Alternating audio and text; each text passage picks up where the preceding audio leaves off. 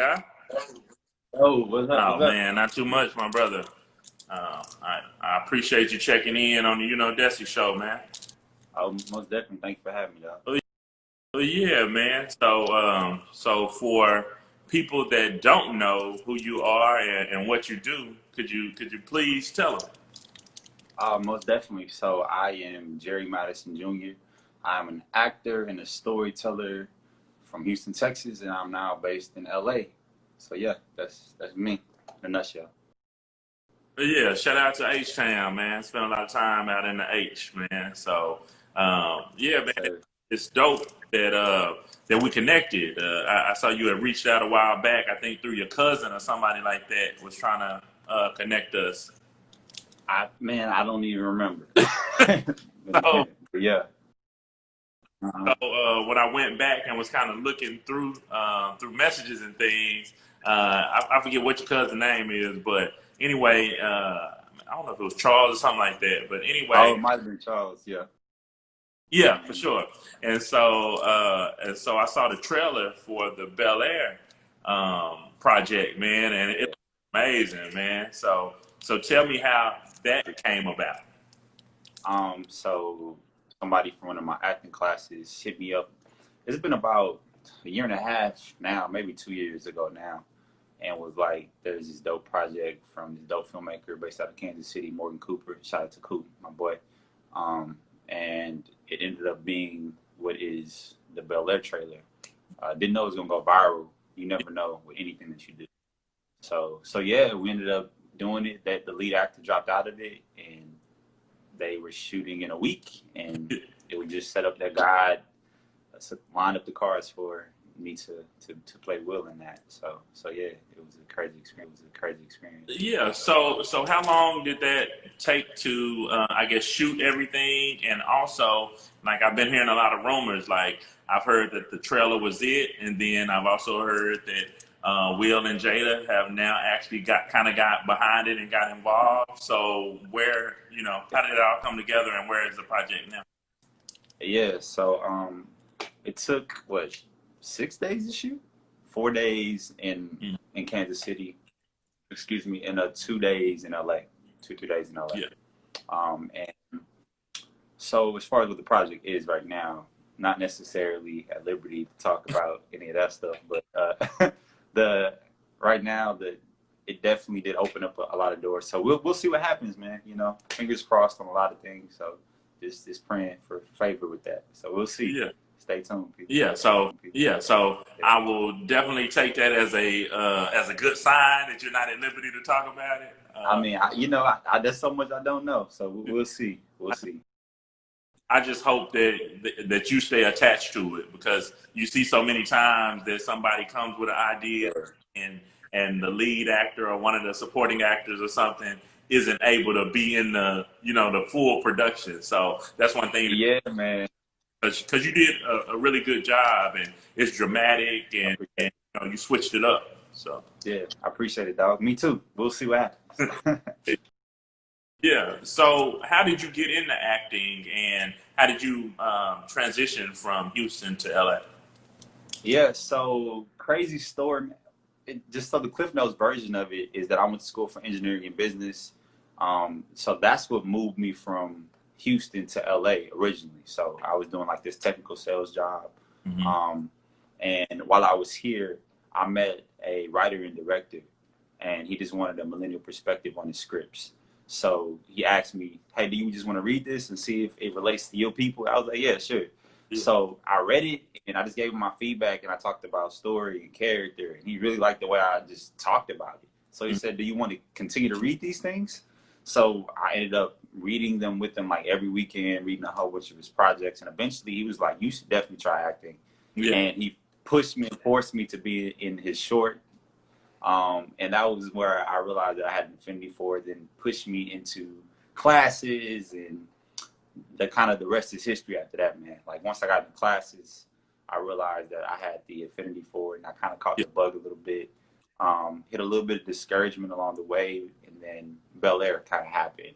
Yeah. So I just felt like every time I wasn't quite sure, because I was torn between, my engineering and business degree and pursuing acting, and you know, and coming from the South, you know, I'm like super simple and country. All my family country, so I didn't really care about Hollywood.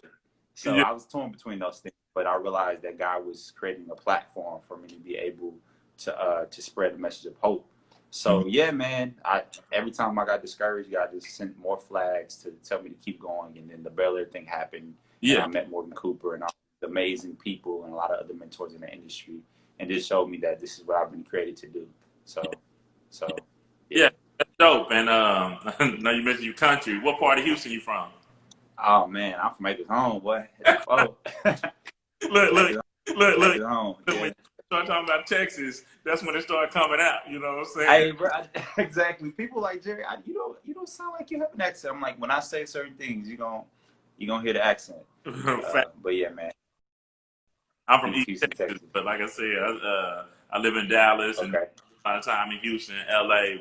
But yeah, like Yep. country don't sound country to us until we in Exactly. and it kind of come out. Like Exactly. Yeah. and There you go. shout out to Mo City in here, Acres Home, South Side, North Oh Side. yeah. Yep. All A's time. All A's. Yeah. So talk about getting into acting. I hear some people that say, "Yo, I want to keep it natural, so I don't want to take acting classes." And then I hear other people say that it's better to take acting classes. So where do you fall in that? Man, I think with anything that you want to do in your life, you have to have mentorship. You have to have a place to grow and a place to quote unquote fail, and a place to see where you're strong and where you're weak in. And that's where acting class gives you the opportunity to do that. Like, we need guidance in life, and especially with the craft like acting, any craft that you want to pursue. So you need that feedback, you need that guidance, you need that safe place for you to explore and go on a journey of self-discovery of whatever skills and gifts that you have. But also you need tools, man. Like, there's going to be, you can take tools from life, and that's true. We take a lot of things from life because it is just human behavior. But you also need other tools on how to get into a character, and most importantly, how to get out of a character, right? Yeah. Because we've seen all the time where you have an actor that gets so deep into a character and they don't know how to get out. And you see the examples like the Heath Ledgers and so on and so forth, where it drives them crazy. So you need these tools, you need that guidance to be able to move forward. So yeah, I mean, you only know what you know, right? You only know what you know. So there's so many things that you won't know if you're just saying, I'm gonna keep it natural. But then again, there's no one path, right? Like, there's actors that have just been plucked up and been like, oh yeah, you fit this look at this build. And you kind of learn as you go on set, and you have coaches on set, but you're always going to have some type of guidance. But I think acting classes is super important, very, very important, especially if you don't know about the business and you don't have community, because that's another thing acting classes give you. You learn about the business, but more importantly, you have community that are all in the same journey with you. So, Yeah, and going back to what you were saying about like Heath Ledger and things like that, I just saw where it was an old interview, but it was with Michael B. Jordan, and he was talking about how for his for the role that he played in Black Panther, he actually had to go to therapy in order to kind of get back to like his normal self, afterwards. And so, how do you feel like from that standpoint about utilizing therapy or anything like that once you're coming out of a role? Oh man, I'm for it. You have to, right? Like, one of the main things that I've learned is, in order to get back to yourself, you have to do the things that make you feel like yourself, right? So having a list of the things that you like, you dislike, the things that bring you joy, the people that you love, right? What are those things? Because that's going to be different from your character. Some things may be adjacent, but you want to have that because your body, what I tell people all the time is like, your body doesn't know you're acting. It's real. It's very real. That's the only way it can come real across on camera. So your body doesn't know you're acting. So you have to then tell your body, like, no, it's because of this character. That's not who we are. So you have to, man. And also spiritually too. I think that, like, being aligned spiritually and knowing who you are is imperative and important. So I'm here for therapy. So whatever helps you work that out, do it for sure. Yeah, and I don't want to spend too much time on the Will project, but a couple more Yeah. on it. When you got ready to play that role, I know you probably grew up like many of us that watch the show, but when you wanted to take it to a dramatic place, like how did you look at things? Because everybody remembers pretty much the one dramatic scene that Will had is when he was talking about his father and things like that. Yeah. But outside of that, for the most part, it was a more of a comedy type show. So how did you Yeah. kind of take all of that energy and channel it to be more dramatic? Well, man, first of all, I I never thought that I would be playing such a role. And also, again, I didn't know it was going to be as big as it was. Yeah. I thought it was like, oh my God, okay, yeah, this is a cool, dope concept. Let me just, play this. Yeah. But I've learned about acting in general, like, there's really not that much difference from drama and comedy. Mm-hmm. It's just all truth, right? And the reason why the Fresh Prince of Bel-Air resonated with so many people for so long is because it knocked on a truth Mm-hmm. within the Black community and in all the communities at large, right? So all of those different storylines, I just tapped into the raw truth of what that was, without overplaying it, or because a lot of times comedy does mask a lot of the pain and the stuff that we feel. Absolutely. So instead of like masking those things, it was like, okay, let's just organically show all of these things. So that's what it was for me. And then it was building bridges from my life to Will's life, the character's life. So what does it look like to grow up in a world and in a country where you can be stereotyped, and you could be, arrested for having a gun, and arrested for all of these things, and your mom and even your dad and your community feeling like you're not fit to continue on down the path that you're going, or maybe even getting a bad hand, right? Like he didn't necessarily choose to grow up in this environment with all this violence, right? And to have his father not be in his life, but we have to deal with those consequences daily. So I was like, how do I relate to that? So I brought some relationship with my father into this, relationship with my family, and Yeah. relationship with me being a fish out of water at times. So what does that really feel like? What is that emotional journey? Mm-hmm. And I just kind of brought all that to the character. But the most important thing, I made sure that I was not trying to do my rendition of Will Smith, or my rendition of how he did the Yeah. character. This is how I approach this character. If there's any other actor, they would have done it differently. Yeah. But my main goal was to not be Will Smith or be the way that he would play the character. It was like, how would I approach this character from my life and from my perspective and my experiences? So that's how I kind of pulled everything together. Dope. And how did I know opportunities have come as well based off of it? How did your life change from people recognizing you and things like that? Because that's been seen so many times. I think it's up to like what, 1 billion or something. Bro, I tell you, man, I never in a million years would have thought something like that would have happened. So it's like an instant overnight, like changing. But I tell people this all the time. It's not necessarily that I change, but like the people around me and the perspective of people on me changed, right? Because I was always me. I was always the same person. Yeah. And we shot Bel-Air almost like a year before it came out, right? Yeah. So it wasn't like anything dramatically changed with me. It was just now that everybody was able to see me in a different light. Yeah. But it was pretty crazy, man. Just having hundreds and thousands of people having all of their attention focused on you. I just learned a lot about myself mostly. I learned what was important. Yeah. Family, relationships are a priority, because when you get all that attention, you don't know what people are coming to you for anymore. Absolutely. It's like, I don't know if you're here for me, or if you're here because the clout, if you're here because you think I can do something for you. Like I had so many people, it's like, oh, like let's become friends now before you get too famous, and stuff like that happened. So it was a lot of dealing with that, dealing with those demons, and seeing myself, and knowing that I was worthy. Yeah. But the other end of it was all the opportunities. Yeah, man. Like I had a whole bunch of publications reaching out to me, TMZ, all these people wanting to interview me, and also opportunities within the industry. Yeah. So I had tons of managers reaching out to me wanting to represent me all of a sudden, right? Because what's hot. So people wanted to represent me. People wanted to work with me and put me in all this content and all this stuff. So I really took a step back, honestly, for like the first maybe I'd say four months or so to really figure out what I wanted and if I wanted this. Yeah. Because being recognized is nothing. I never thought that I would be recognized. So I didn't really go outside, if I'm being real, like because it felt like too much. Yeah. People be like, "Oh, you're this guy," and I felt like they wanted me to be a certain version of myself that I didn't necessarily want to be, and it was tough. I was kind of torn with all of that. So yeah, just dealing with that small level of fame was a lot, and but figuring out how I could leverage everything for the opportunities, and in all of that, God showed me that He was building this platform so I can always point to Him and spread that message of hope.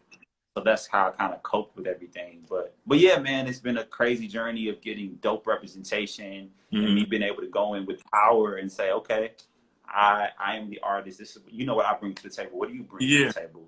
So that was the dope, most empowering experience. Getting mentorship from so many dope people in the industry now.